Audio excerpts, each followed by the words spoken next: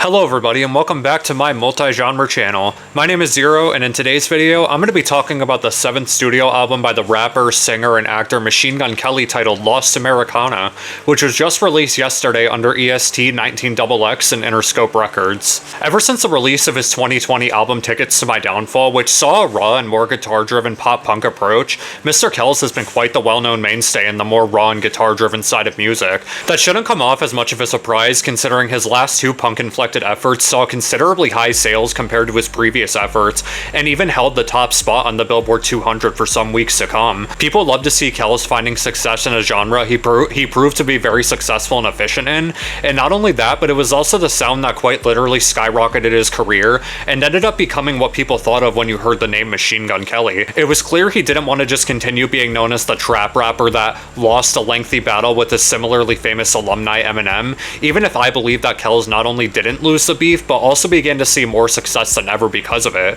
He's been doing really well these past couple of years, and even took home the award for Top Rock Album at the 2021 Billboard Music Awards with Tickets to My Downfall, and understandably so too. It was a very effective and efficient album that perfectly showcased Kells' talent in such a dying and mostly forgotten genre, and it's no wonder that he wanted to capitalize on that success with the following year's mainstream sellout. And while it didn't receive quite as much positive acclaim as his previous effort, it still took home a considerable amount of success. Lost Americana, while still retaining the rock-driven sound that Kells had become widely known for, saw a lot more comfortable experimentation than his previous work. It combines rather underground sounds such as heartland rock and country, which were sounds he had briefly teased with previous singles. Kells wanted to take his fanbase through a journey of the different eras of music that was more directed towards an older, more experienced audience that many people might have grown up listening to. We're seeing many different styles on this album, such as country and southern rock, and even some of his trademark hip-hop sound that took the album on a brief intermission from all of the unique experimentation. It was clear that Kells was beginning to fully embrace the multi-genre king status that many people had begun to refer to him with,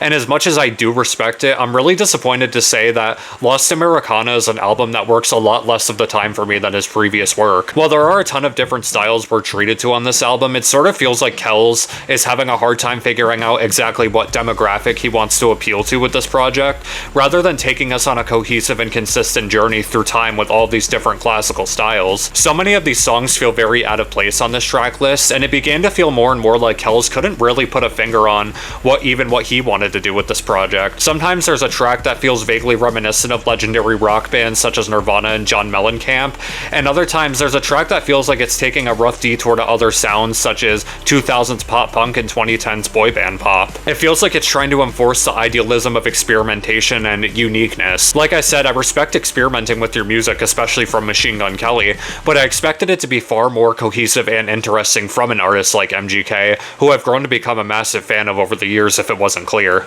The first single released from this album was the 2010s boy band inspired Cliché, which was obviously spelled out to be a stereotypical and quite literally cliché track with a simplistic sound and writing style, and honestly, I still found it to be an incredibly effective track. It felt like a breath of fresh air from what Kells had been normally trying to pull off, and it felt very catchy and interesting. Then came Vampire Diaries, which oddly enough ended up being my favorite track on the album, with its 2000s emo-tinged pop-punk sound that felt vaguely reminiscent of bands such as All Time Low and Fall Out Boy, which are two bands I very, very much enjoy. And then we were treated to the surprising detour of Miss Sunshine, a 60s hippie-pop inspired track that could have ended up being the bona fide road trip anthem he created it to be. Seeing as all of the singles were effective for me, I was hoping the rest of the track list would live up to that efficiency, but unfortunately, it really didn't live up to it most of the time. The song Don't Wait Run Fast felt like a boring and anticlimactic country rock inspired track that felt way too safe and stereotypical to really be anything that could stand out, and while Kells has clearly shown massive improvement with his singing on a lot of these tracks,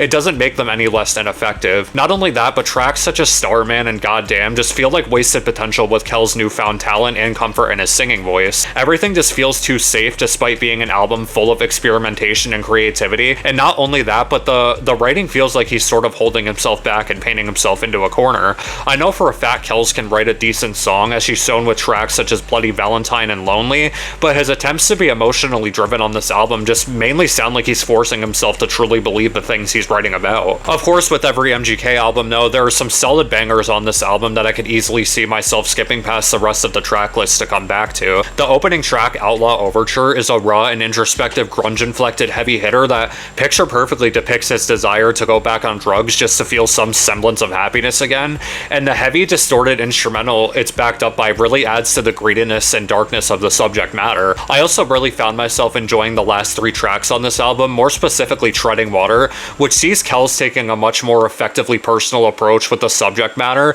that reflects on his time in rehab and his painful breakup with Megan Fox. It's a difficult track to listen to if you've been through similar experiences. It once again continues the vulnerable deep dive into Coulson's life that he's been so open about in his previous work and his presence on social media. He knows that these experiences are the fault of nobody but himself, and the way he seems to beat himself up over these self-induced experiences feels just filled to the brim with regret and heartbreak. And even if when you're aware that Kells is doing everything he can to better himself more and more each day, it still breaks your heart to hear him talk about these painful experiences that he clearly has a hard time accepting. That's why the last 3 tracks on this album feel so effective and hard-hitting to me, especially Can't Stay Here and Orpheus, and it brings back more of the raw and introspective writing we've come to expect from Kells. I really hate to say it, but as I've become such an active and adamant fan of Coulson over the years, but Lost Americana is without a doubt his weakest effort to date. I'm really hoping that the rap album he's been teasing for months happens sooner than not to bring us back into a deep dive of the harrowing and painful life of Coulson Baker, and hopefully it doesn't feel even half as ham-fisted as most of this album does. Unfortunately, I'm not able to give this album a higher rating than a 5.5 out of 10, maybe a light 6 if I'm allowing myself to be a little bit more biased. Thank you guys so much for watching my review of MGK's Lost Americana. I hope you guys enjoyed this video. If you do, make sure to drop a like on it and subscribe, and until then, my name is Zero, and I will see you guys in the next one. Peace.